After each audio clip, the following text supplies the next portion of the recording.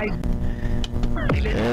good day sa ating mga viewers dyan. Welcome back again sa ating munting channel, React Moto.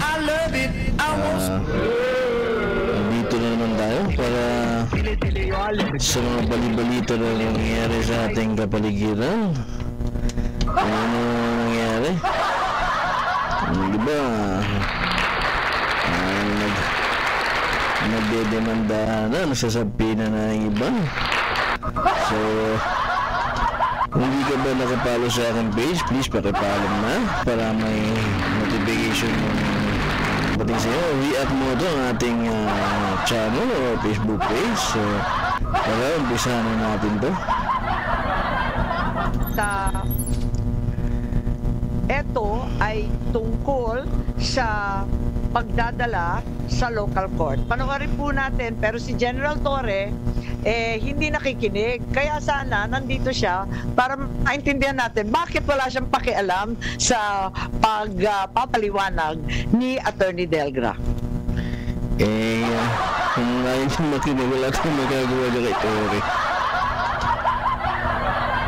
Hindi naman lahat, ilan ang hinuli ngayong araw na ito, sir? Sa iba-ibang mga krimen. Ilan ang binigyan ng ganitong... So, ito yung nangyari nung inaaresto si Tatay Digong. So, ayaw makinig ni Torre sa abogado ni Tatay Digong na si Delgra. Kasi nandito kayo lahat eh.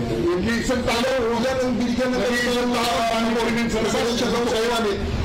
Yung nangyari dito sa pag-arrest kay Tatay Digong, isa na ito, overkill, grabe.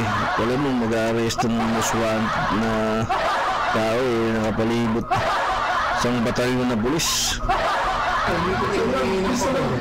Just invoke Article 59. Bakit hindi yan magawa-gawa? That's precisely the point that I'm saying. Please lang, bawal hawakan. Bawal hawakan. Ibalik ko na lang. Bawal The right to hawakan. counsel is something that has to...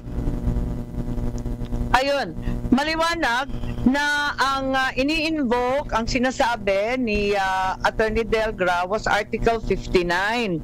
Why is it na sinasabi paulit-ulit ng DOJ na Rome Statute, ang ICC, Article 59, does not apply? Gusto ko lang ipakita yung certification ng DOJ. Kaya nalilito tayo pa iba-iba. Andyan yung certification na... Yan, may certification pala. Kaya magkakaiba-iba rin mga explanation. DOJ, eto pa, hindi natin maintindihan yung date. Kung makita ni Senator Bato, ang date po niya, yung aresto March 11, na-certify lang yung warrant ng DOJ sa sumunod na araw. Wala na rin si Pilipinas, si dating Pangulo. So, ang certification sumunod sa aresto, March 12. Ang aresto March 11, maalala ninyo. Yung certification, March 12. Pagkatapos, ang sinasite dito, eto na naman, ang sinasite dito, Part 9 of the Rome Statute, Article 59.4, Article 59.7. Nakakahilo po, kasi ang sabi nila, hindi na nag-a-apply yung ICC at hindi na nga tayo member. Yun ang nga sinasabi, di ba? Laging sinasabi, hindi na tayo, wala nang jurisdiction yung ICC. Pero pinagpipilitan pa rin nila yan. Magulo. Bakit yung authority sa pag-aresto, paulit-ulit na sinasabi kay Attorney Delgra, pati na rin dito sa DOJ circular, na ito ay dahil sa Article 59.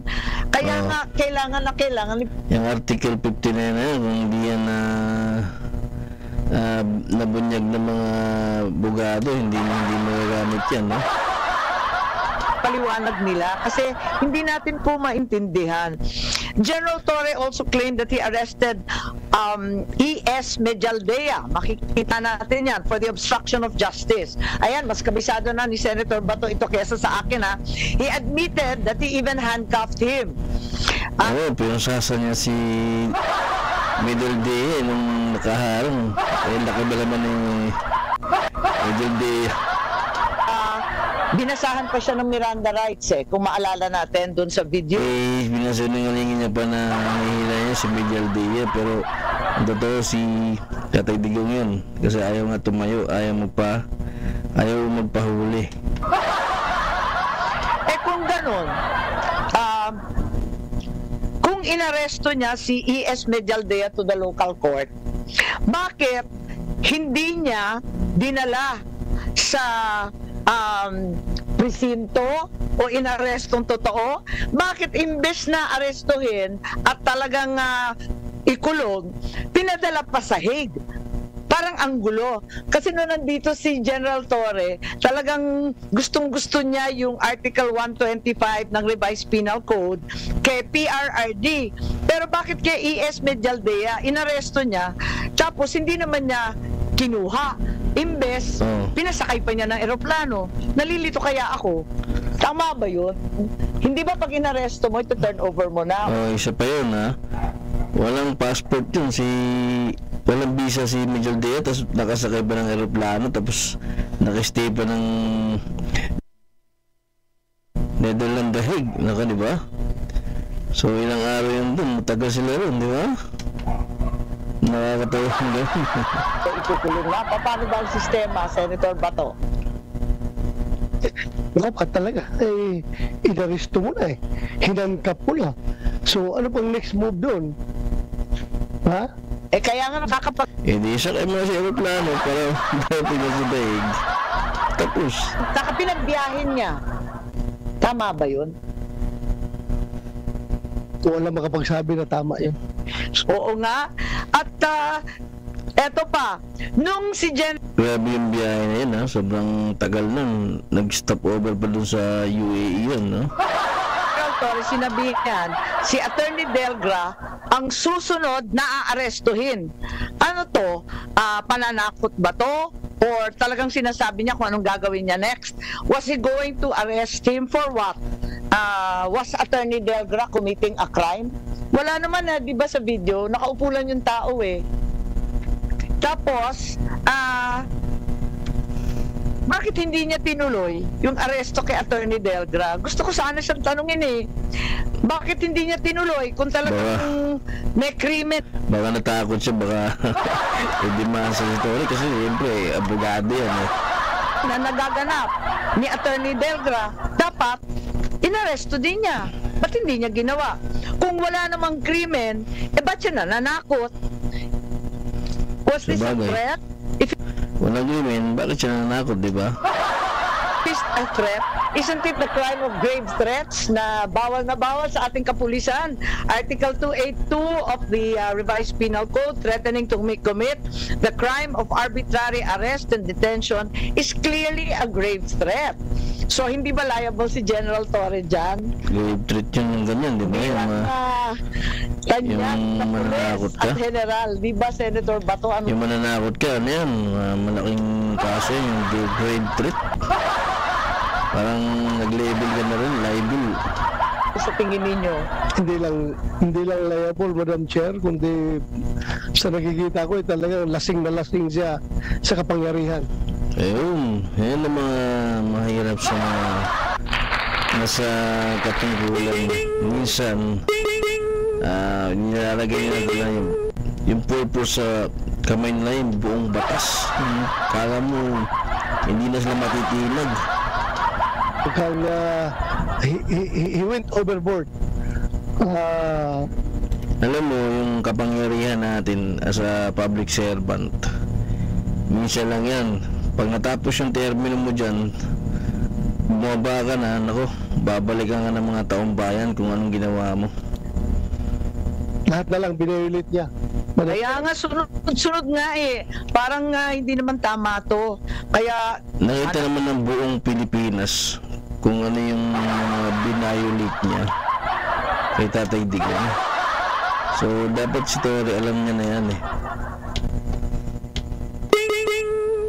Nandito sila, pinagtanggol nila yung sarili nila kasi marami sa atin. Nagtataka, bakit ganon si Medialdea nabasahan na, nahandcuff na, Tapos hindi naman kinuha, pinabiyahe. Tapos yung isa, tinakot ng tinakot, wala namang ginagawa. At lapag yun sa batas eh. O sige, iba naman topic ngayon sa doktor. Eto naman tayo sa doktor, ano? Dahil mapunta tayo sa ibang usapin, marami tayong naririnig at alam natin na may mga doktor na tumingin kay Presidente Duterte. Tignan natin. Ang balita, ang sabi, si Presidente Duterte tumaas ang blood sugar. Naku, mahirap yan ha. Meron tayong Kasi may iniinda na rin, may maintenance na yan si Tatay Digong kasi medyo natandaan na yan. Kailangan ng full attention yan, diba? Nakikita dyan at ang balita, ayan, tumaas daw ng lampas ng 300 kahit may insulin shots na siya. Hindi Nako, grabe yan ha. So dapat mas-watch na yung health ng Tatay Digong kasi sa edad na yan, diba?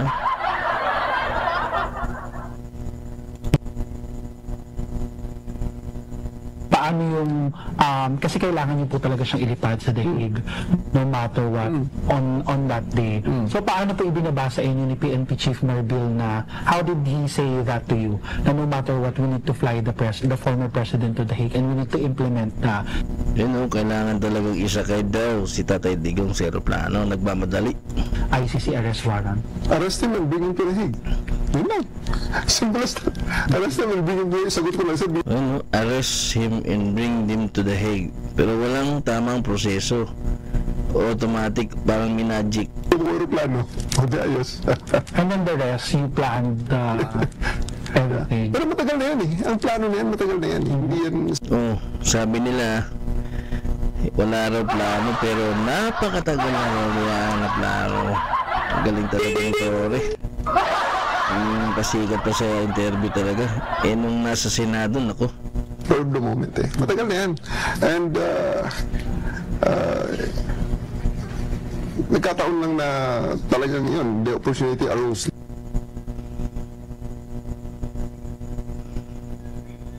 Ayan, maliwanag, may Operation Pursuit, sabi nga ni General Torre, matagal na yan. Hindi yan spur of the moment. Inutos ni General Marbil, ang Chief PNP, and the operation was planned as early as January 2025. So, hindi tagal na pala yun, January pa, tapos sabi, walang plano. Yung pala, napakatagal na plano yan, ha? Sabihin na madalian at waring nakita ko bit-bit ni General Torre nung pumunta siya dito sa first hearing dahil pinagmamalaki nga niya na napakakapal nung plano niya. Ang Oplan Pursuit 80 pages at maliwanag na ang PNO had prepared a secret plan, Oplan Pursuit, to detain PRRD, including scenarios of arresting him either in Manila or Davao. It also contained maps of properties of the former president, his partner, his allies, with arrows labeling the nearby streets where the PNP could access the property. Sana hihingi ako ng kopya nitong 80-page plan called Operation Pursuit. Oplan Pursuit, grabe naman yan, parang most wanted, most wanted yung arresto yun, grabe naman yun. So ito tanong ko ma'am, pag nag-issue tayo ng subpoena at hindi siya mag-attend at kinontempt natin, pwede bang ang utusang kong hulihin si General Torre ay si General Torre? Pwede yun kasi matapang si General Torre siya nga superior niya wala siyang uurulin. Kasi effective. Meron na bang report dito sa arrest at napaka-effective niya pag si Torre yung umaaresto is wala ka talagang palag, sasama ka talaga. Bibingay ka talaga kay Torre pag di ka sumama. Kinasuhan ba si General Torre? Yan lang. Question ma'am, tuwing magpapa-aresto lately, parang ang pinaka-effective si General Torre, di ba? So nung pina-aresto si Pastor Kibuloy, grabe yung mga nangyari at ginawa, di ba? Nung pina-aresto po si President Duterte, yun naman pinag-uusapan natin, nakita naman natin. Nung nag-hearing po ako tungkol sa tulay na sa Isabela na gumiba, hindi po nag-a-attend si Secretary Bonoan. Sinabi ko lang, kailangan ko pa bang i-designate si General Torre para... No, ginawang panakot si General Torre kasi effective nga pag sa mga arestuhan, napaka-effective niya kasi natatakot yung mga matitigas ang ulo. Kaya mo sumunod, patakip kita kay Torre. Kunin si Secretary. The next time, nag-attend na siya. So ito, tanong ko ma'am, pag nag-issue tayo ng subpoena at hindi siya mag-attend at kinontempt natin, pwede bang ang utusang kong hulihin si General Torre ay si General Torre? Kasi effective, no? Dinadang lang sabihin, but uutusan niya yung sarili niya. Nadakot niya yung sarili niya kasi nga, iko-contempt. Effective mo siya pag-aresto. Arresto niya yung sarili niya. Diba? I think of all his interviews and sa nangyari, this is my last point, ma'am. I'll submit to all my other colleagues. This is my point lang, ma'am. Nanonood kasi yung buong PNP. Nanonood para malaman talaga kung ano yung mga tamang procedure na gagawin. Nanonood yung mga teachers ng constitutional law, mga estudyante, nanonood ang mga estudyante ng criminology. And di ba sabi nga nila, yung bata hindi mo pwedeng turuan sa salita. Natututo yung bata sa gawa. So ganun din sa gobyerno natin. Pag sinabi nung mayor, no corruption, pero corrupt siya, ang dating sa mga department head, pwede mag-corrupt. Di ba? So yun na nga. Sa balitang ito, sa reaction natin ito na hindi talaga dumala yung mga gabinete ni Bongbong Marcos.